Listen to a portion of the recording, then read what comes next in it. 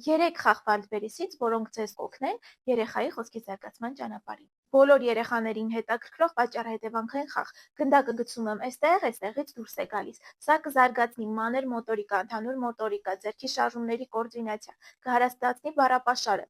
գույներ, բայեր եւ այլն։ Սա շատ լավ տարբերակ է երեխայի խոսքի մեկնարկը խթանելու համար։ Մոտ օրերս կնկարեմ ռիլ, որտեղ ցույց կտամ ինչպես խաղալ հենց այս խաղալիքով, որպեսզի խթանենք երեխայի խոսքի մեկնարկը։ Իմ սիրելի խաղալիքը։ Հեքիաթը շատ լավն է, պապն ու շախկամը, բոլոր դետալները գեղեցիկ են եւ խնամքով մշակված, շատ որակյալ է, կգնեք հիմա եւ տարիներով կօգտագործեք։ Սա ձեզ կօգնի, որ հարստացնեք երեխայի բառապաշարը, պատմողական հմտություններ ձևավորեք, սյուժետադերային խաղեր խաղաք, հիշողությունը կզարգանա եւ ի վերջո դուք կարող եք այս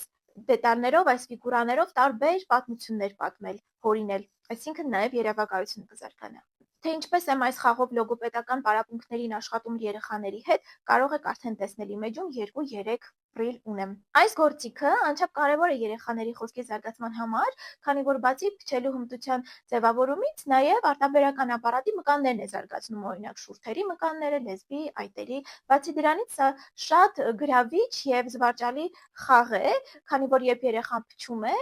օդի հոսքից գնացքը սկսում է պտտվել, ինչը իրեն շատ դուր է գալիս։